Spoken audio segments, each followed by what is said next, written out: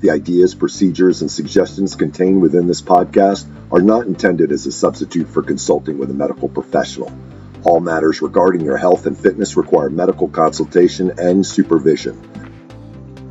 Welcome to the Warrior Wellness Podcast, a podcast for military members, veterans, and first responders focusing on fitness, health, nutrition, and biohacking. Our mission with this podcast is to introduce America's heroes to lifestyle habits and hacks that will help them live healthier, happier lives, and in turn, be fit enough to continue their support of their communities and country. So April Etheridge. Yes. Welcome. I say that intentionally because she wants to make sure I use the right last name because she is a divorcee. And yes, so we'll talk a little bit about that. But April Etheridge is here and she is the money boss. So we're going to be talking about that stuff today. So welcome to the Warrior Wellness Podcast. Thank you. Thanks for having me. I'm excited to be back. Awesome. So let's talk about your military background. So you'll see in the show notes that April is a disabled Army veteran. So can you talk a little bit about your military history? Yes. So I joined after 9/11. I signed up for the MAX and my plan was to be a lifer. And I got injured and I was in about a year before I got out and, had to unexpectedly take a very different path in life. It's been more years than I would like to say since I've been out. And there's still like a lot of feelings and all wrapped up in about that. I was proud to have served my country. I wanted to have done it longer. And so now it's just about navigating this new path that I've been on, the new challenges that come up, and then helping all of those that I can as well. Yeah, awesome. So I've seen you go through kind of this evolution with your Money Boss coaching services. So we'll talk about what you offer now. But let's just talk about first, you call yourself a Money Boss. What the heck does that mean? I did not give myself that name. I just want to put that out there. April does not talk about herself in the third person. No.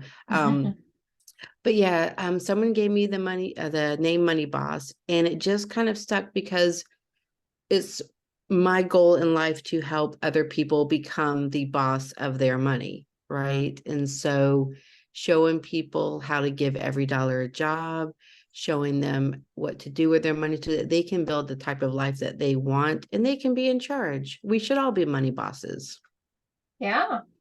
So do they get like a t-shirt when they graduate with you? Now I'm a money boss. I wasn't before. It's tattoos. We go for group tattoos. Okay, there you go. That's much more of a commitment than a t-shirt. Right? This is a lifetime commitment. So yeah.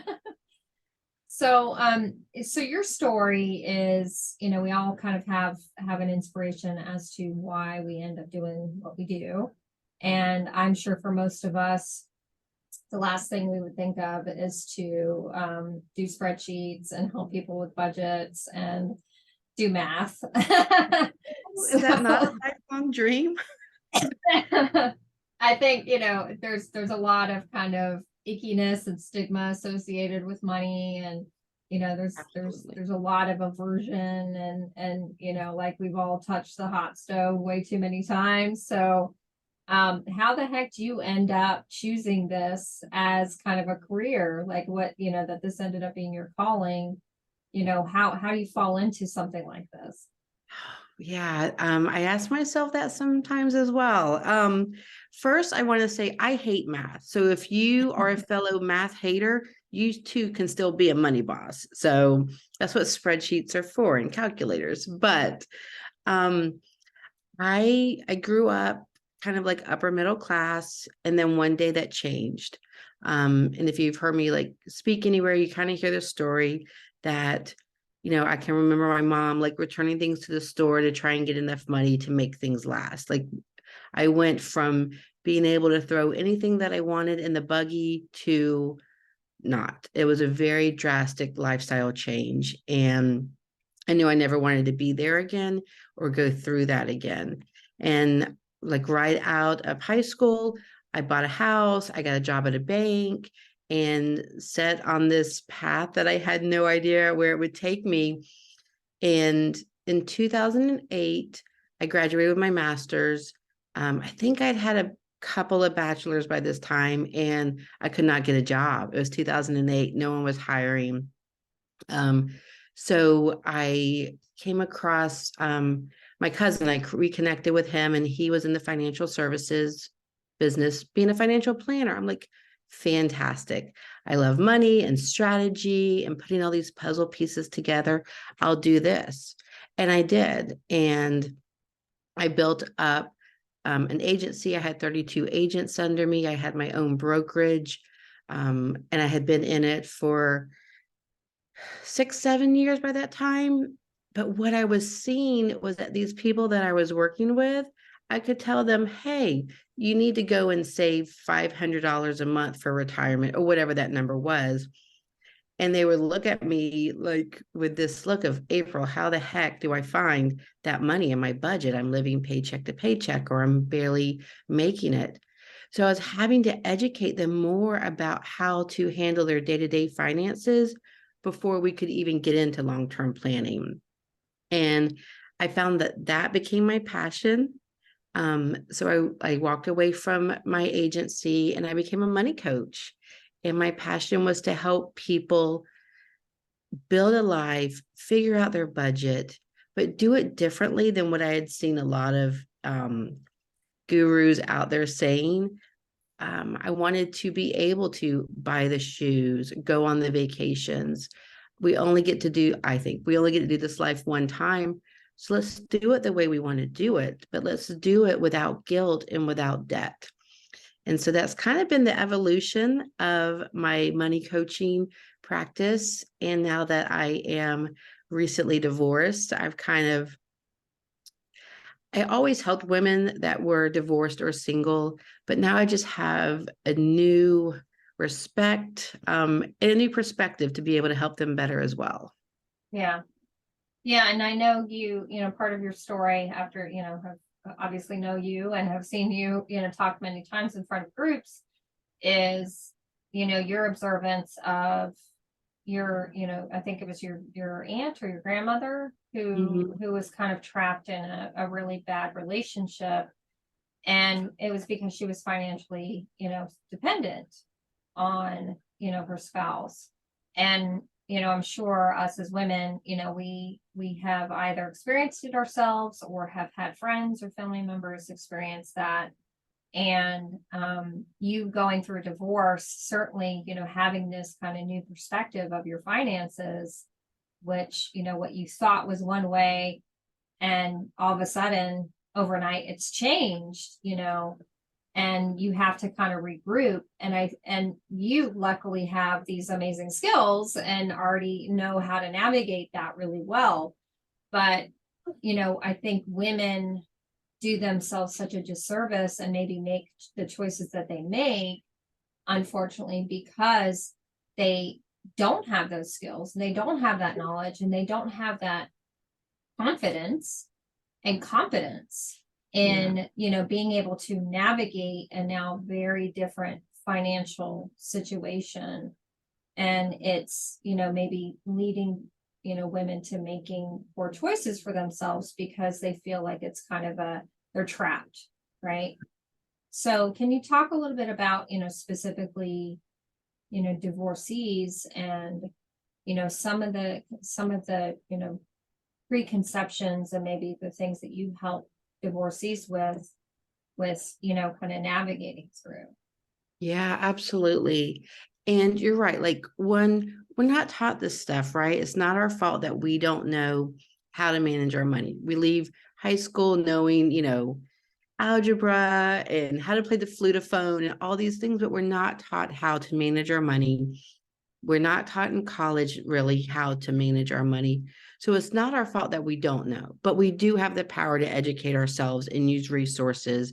And what's so amazing is that once you learn this skill, it's applicable to no matter like what situation you're in. So whether if you learn how to budget and you learn how to handle your debt and handle your money, you can do this whether you're struggling or whether you're affluent, because it's the same principles. So specifically women that are in marriages and maybe thinking about whether they can afford to get out. There would be a couple of pieces of advice that I would give is one, you need to make sure you're really clear on what your finances are, your current state of finances. What are the bills? What's the income? What kind of assets do you have? Is your name on them, right? Because some states you have to put your spouse on your house, some you don't. So what assets are you on? Who are the beneficiaries on the different things that you have? So understand where you're at now, right? That would be the first step. The second is, do you have income? And if you have income, how much of that debt and those expenses can you cover, right? What maybe can you eliminate, streamline? Like if you were to leave, and when I say leave, it can be a physical leaving of the house, or it can be leaving the marriage, but you're still in the house or apartment. What can you cover by yourself? And what do you need from your spouse if you're getting divorced? And I guess my third piece of advice on that would be, you've got to look at the long game. I have a friend and her brother is getting divorced. And it's actually a little bit of a different flip-flop situation for them. She's the breadwinner. He's not. They bought a house together. I've known him 30 years. And as much as I've tried to like get him to focus on money, he hasn't. And he is making, it breaks my heart. He's making a decision and he's looking at it short term. They have a house together that the equity, they could probably split $250,000 in equity. Not to mention, there may be like alimony, retirement, different things that he could get. He's going to take 30 grand from her and just to get out. That is such a short-sighted solution. And so as hard as it may be to go through the divorce, as much as you may want out, and believe me, I want it out, you've still got to look at things long-term. The decisions that you're making now will affect the rest of your life. So you've got to keep that in mind. Yeah, you're right. Yeah, it's a long game, and it is. It's, you have this emotional threshold, where you just want the pain to stop, right? Oh, It's yeah. like, well, I just want the struggle and the pain to stop, and I want there to be a finish line to this thing. And, that's that kind of short-term thinking that everybody falls into, no matter what we're talking about. We're talking about nutrition and fitness too. That's that short-term kind of, instant gratification versus, commitment to the long-term goal might take a longer suffering, but it's going to benefit you more in the long run.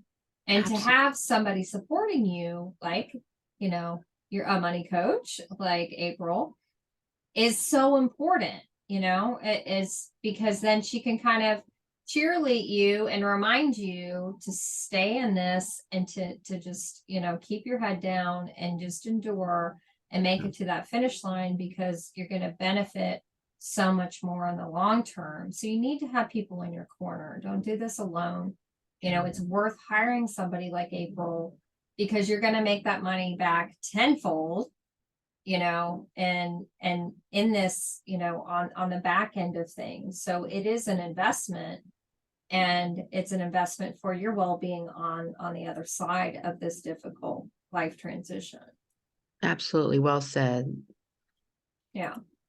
So you have 3 different offers on your website. So let's talk about each of those and what they entail. So first, you have your personal coaching. So talk about what that is. So personal coaching is about understanding your money, understanding what comes in, what goes out, how you're spending it, and learning the skill. Like I talked about, that skill that no matter what situation you go into, you have. So I work with clients, and what they learn, is something that will stay with them the rest of their life. So it's learning about how to look at money differently, changing our mindset about it, and really getting control of how we spend our money. And I think we should spend our money, and also how we save our money. So that would be personal coaching, really looking at personal finances. Okay. And does that include kind of coming up with like a budget, investments, planning, retirement, all that stuff? All that stuff, especially a budget, and everyone hates it. It's a 4-letter word, but a budget is basically, it's your map, right? It's your financial map. It's going to tell you where you need to be spending your money, how you're spending your money, what's coming in, how to make plans for everything that you want to do, including short-term and long-term retirement, the future. Yes, so it includes all of that. And I love what April does here because you emphasize, I mean, when we think budget, we're just like thinking, oh, I'll never get to do anything fun ever again in my life, right? Yes. Or buy anything fun. But April's philosophy on budgeting is really, really unique and smart. And you emphasize prioritizing, you talk about kind of our lifestyles and, what makes us happy, right? Because, I'm not really into like bougie vacations, I'd rather just pitch a tent somewhere, like for free, so I'm spending a lot less on a vacation than maybe somebody who's looking to do a huge like first class trip to Europe, right? Like I have no interest in that. So it's not about not doing the things that you love doing. You help people cut it, corners and maybe other areas that aren't as important, right? Mhm. And then shift that money to maybe the areas that are, important to you. Oh yeah, absolutely. I mean, I talk vacations and shoes because that's, my dream life, but that's not everyone's. You can do whatever you want to do as long as it's in your budget. So if you want to travel, if you want to volunteer, if you want to eat healthy, if you want to give and donate, like just put it in your budget. And then if your budget comes up short, then look at the things you're spending your money on that's not aligning with your values and the life that you want. And so I give this example. If you want to be healthy and be active and eat well, but you look at your budget and what you're spending, and it's on 5 different TV streaming services, and it's Uber Eats every night and movies, and it's not aligning with your values, those are the things you need to cut out because you're wasting your money. It's not creating happiness because you want this life over here, and reallocate that money. So yes, you can have the life that you want. You just have to put it in your budget. And the budget isn't telling you how to spend your money. It's you deciding how you're going to spend your money. Yeah, exactly. We always say like assigning each dollar a job. And Absolutely. goes, right? That's how you're a money boss. You give See? each dollar a job. Look how much I've learned from you, April. I love it. And and I love that because that's that shift in priorities, right? And we all have shift in priorities depending on what phase of life we're in. So those things can change. And me working in the nutrition coaching world, it's like I just recently had a client who, she's really locking down on her money, and it's a big complicated thing, but she realized, and just kind of looking at her own money and working with me, but eating healthier, like she was literally going to Dunkin' Donuts twice a day, like pretty much every single day. So, I mean, she said it added up to like, $400 a month. Oh yeah. And she didn't realize, like, God, I mean, she's just struggling financially. And that was something she was trying to clean up too. And it was like 2 birds with 1 stone there. Like, wow, what a huge extra amount of money. That's like a car payment, Absolutely. every month. And it's helping her get closer to her, her health goals, right? Mm-hmm. Yeah. And people don't realize it's so easy. These little purchases that we do that we just don't realize adds up. I had one client swear to me that she's like, April, I don't spend money. I don't eat out. And we look at the last 90 days of her checking account, and she was spending, and I forget now because it's been a few years, but it was probably $200 a month on a vending machine because, $2 here, $5 there, you don't realize how quickly it adds up. And if you're not paying attention, then you're spending your money on things that don't align with your values. So I think it's really important that we look at our finances. We understand where we've been spending money, look at the past, pull up the statements. I know it's hard. Pour you a glass of wine or a glass, bourbon, and look at your statements and see where your money's been going and decide if that's where you want to continue going. And if not, make a change. Okay, so tell me about your business coaching services. So I think there's a misconception that people believe if they make enough money, whether it's corporate or a business owner, that all their money problems are solved. And that's not true. Like sometimes it's an income issue, but most of the time it's a spending issue. And if we don't have control of our personal finances, that just shows up in our business finances too. When we're not sure where our money's going, we're not sure what our expenses are, what our revenue is, where we're spending our money, where there may be redundancies. There may be ways to streamline and cut expenses. And so that's what I help with business coaching, is really just kind of like a little detective. I go in there and I look and see where their money's being spent, if that makes sense, if there's a way to reduce or streamline that so that there's more money in their pocket, which means more money in their personal checking account. Yeah, and what you are really good at is identifying those expenses that could be much lower. Maybe there's a same service that does the same thing, but for like half the price.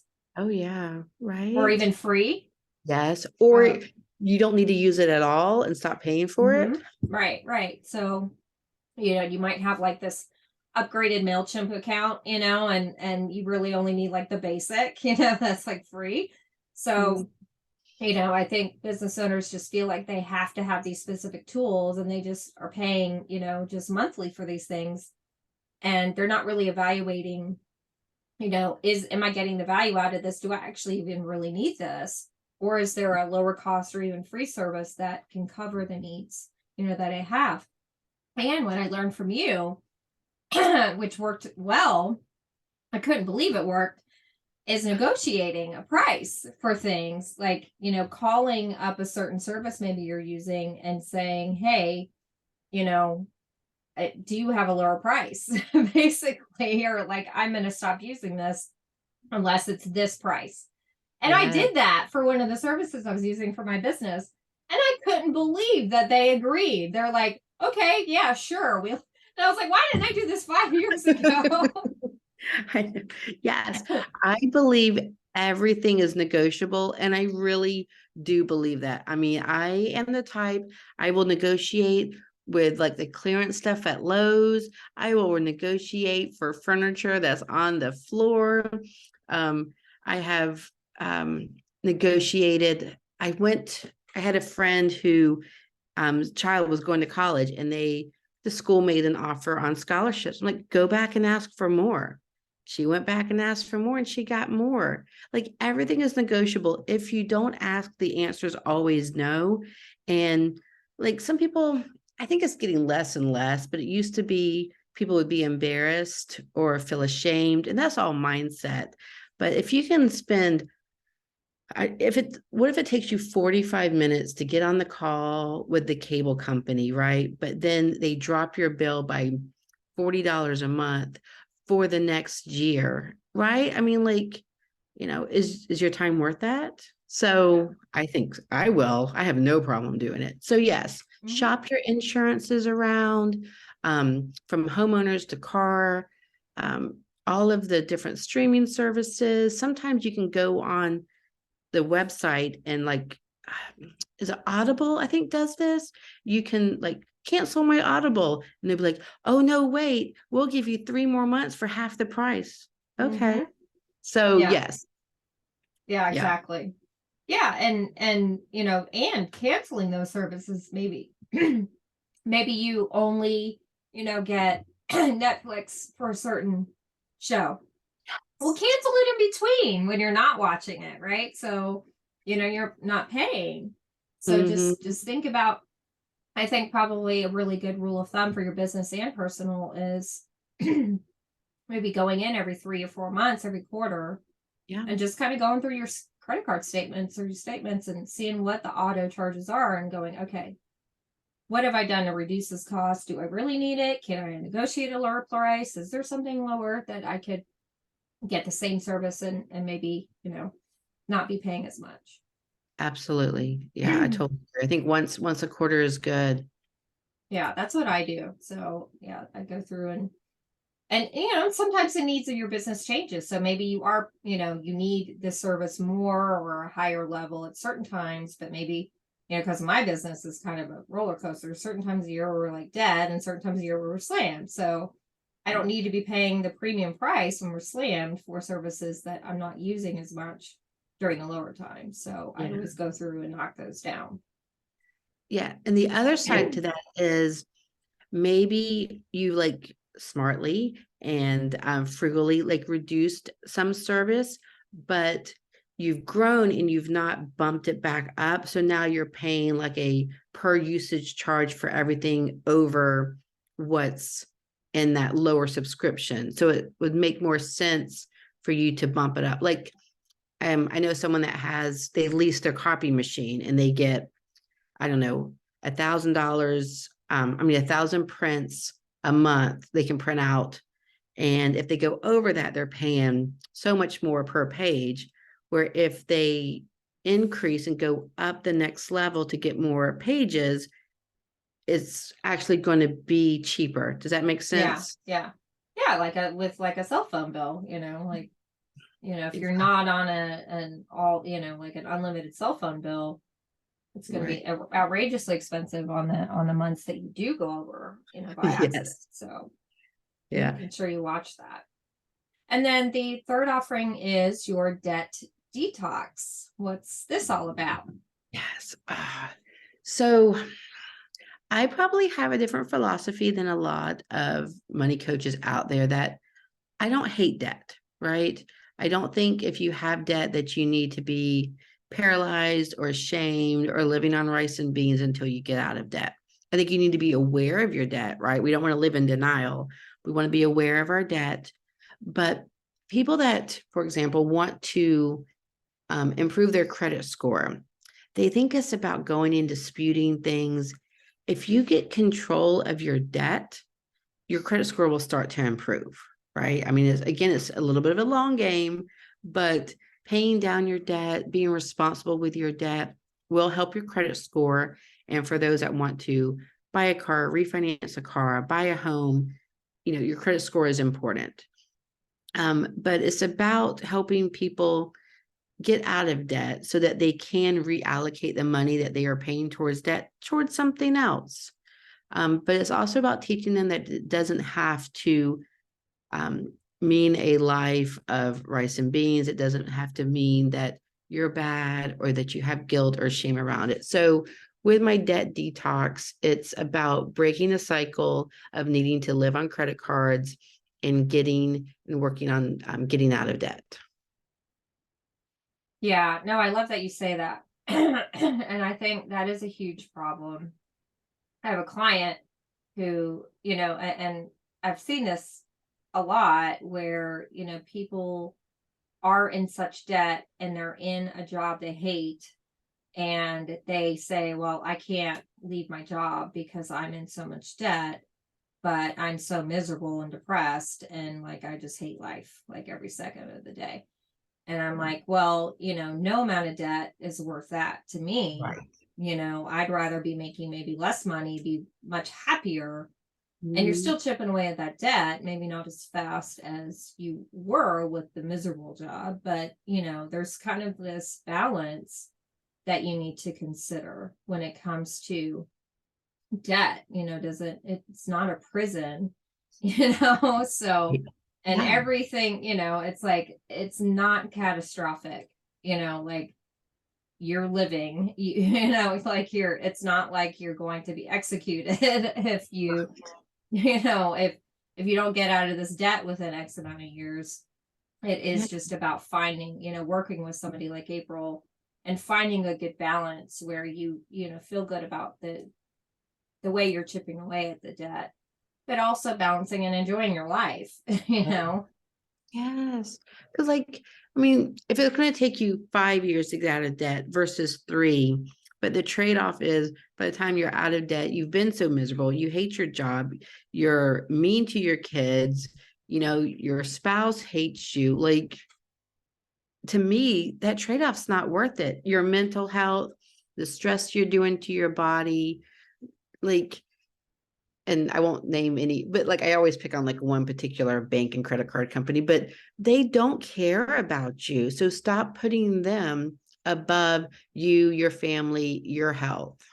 Exactly. Exactly. Yeah. None of those people are worried about your well-being. Not at all. Exactly. They just want that money. That's it. Yes. But I will say one caveat to that is if you do have like Stafford student loans, they are pretty good at working with you. So that may be something. I know we've been in forbearance and deferment for a while because of COVID. But if you're paying on your student loans, call them up and tell them that you want to go into deferment or forbearance. Take that money and put it towards something else. They will work with you. As long as you do it before you go into any kind of default with them. So they may not care about you, but they will work with you. Right. Yeah. See, this is why you have to hire somebody like April, because otherwise you wouldn't know that. Yes. Right. All right. And then, so you also have some offerings on Etsy. So tell us about that. I do. I wrote, it's probably like my favorite child, maybe, is my 32 page budget workbook is on there, along with some other templates. So it's kind of, if you're like, I'm not ready to work with a coach, oh my gosh, I could never, you know, share my money stuff. Like, this is a great place to start to DIY it. There'll be some templates. I think I've got a money mindset worksheet on there. Start changing the way you think about money. The budget workbook is really good. It'll help you figure out the things that we've talked about, where your money's going, what your budget could look like, where you need to be spending your money. So in there, you know, I think everything on there is under $20. And it's what I use with my clients. It's what I've created to work with them one-on-one. And this is something they can do, but, you know, DIY it. Yeah. And so, you know, yeah. So if you're looking to just kind of maybe start this process and DIY it, and, you know, and I would say to people like in the fitness and nutrition world, hey, if you can DIY it, then great. You know, I've got nutrition plans and stuff. Follow it, you know, and wonderful. But if you get to a place where you're just like, it's just gathering dust, right? Then you need to make the investment, and you need to go ahead and sign up for a Money Boss call with April. So talk about the Money Boss call and its value and what you get with that hour with you. Okay. I love the Money Boss call. And yes, I just want to say, like, because, you know, you're my health coach. So we know what we're supposed to be doing, whether it's health or whether it's money. We mostly know what we should be doing. The thing is we don't do it. We need that accountability. We need that cheerleader. We need, you know, with Steph, sometimes that kick in the butt. So that's what a coach can do for you. And so this call is kind of a baby step. It's I don't know where to start. What should I focus on? How do I prioritize? Or I've got this burning question that they need answered. And that's what the Money Boss call is for. Like, I have higher ticket items that are VIP days where we really dig in. This is something that can help them either use the templates, or they've got something that's time sensitive and pressing that they want to get some advice on. And I know I talked a little bit in the beginning, but I will say that, you know, I have a master's in business. I have 3 bachelor's degrees. I have been in finance for over 20 years. I've worked with hundreds of clients, spoken up and down the East Coast on money. And so I am your person for this. I do have the education and the experience to help someone with this.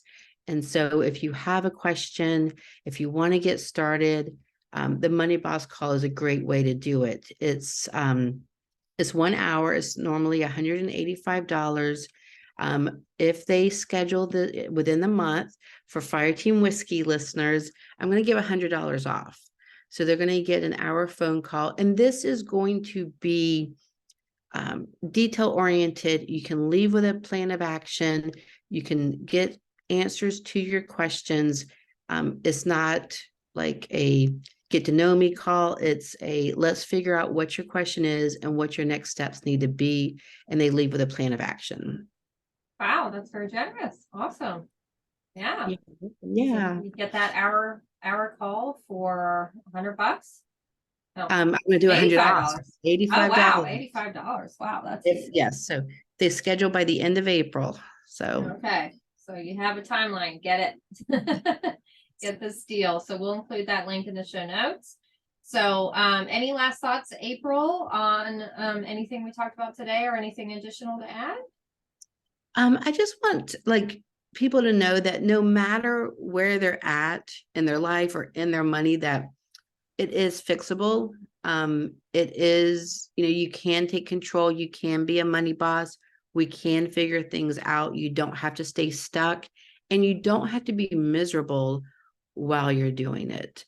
I'm super passionate about helping people figure this out and teaching them the skills that not only will they know the rest of their life, but these are things that they can teach their kids, their family. They can do this stuff with their spouse, and it is life-changing.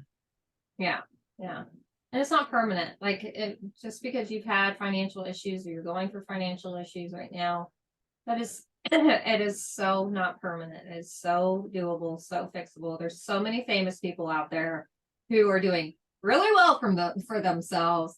And they have, a history of bankruptcies and all sorts of debt. Mel Robbins talks about that all the time, where they were $800,000 in debt. They had liens on their houses, and you think of Mel Robbins, she's such a powerhouse, It's it's not permanent, you just need the right, guidance from somebody like April to guide you through and navigate through, and get you on the other side and you can prosper.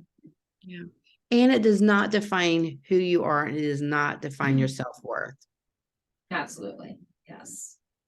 Awesome. Well, thank you, April. And we'll include all that information in the show notes to her website, her Etsy store, and the link to sign up for the Money Boss call and for that discount. So are you giving us a coupon code for that or link?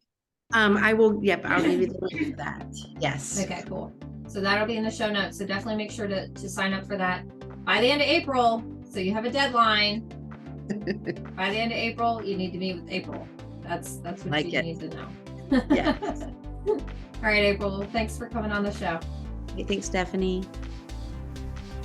Hey guys, thanks so much again for joining us on another episode of the Warrior Wellness Podcast. Please make sure to subscribe, follow, like, all that good stuff on your favorite podcast platform and on our YouTube channel. Go ahead and leave us a review while you're there. And if you screenshot your review, email it to info@fireteamwhiskey.com with your name and address. You'll be entered into our drawing for a prize for just leaving us a review. So let us know what we're doing great, what you'd like to hear more about, and please go ahead and just give us a follow and give us a honest review, especially on iTunes, because that helps us reach other military members, veterans, and first responders with this vitally important information about how to improve their health, fitness, and wellness. We will see you at the next episode of the Warrior Wellness Podcast. I am your podcast host, former Army Captain Stephanie Lincoln, founder of Fireteam Whiskey.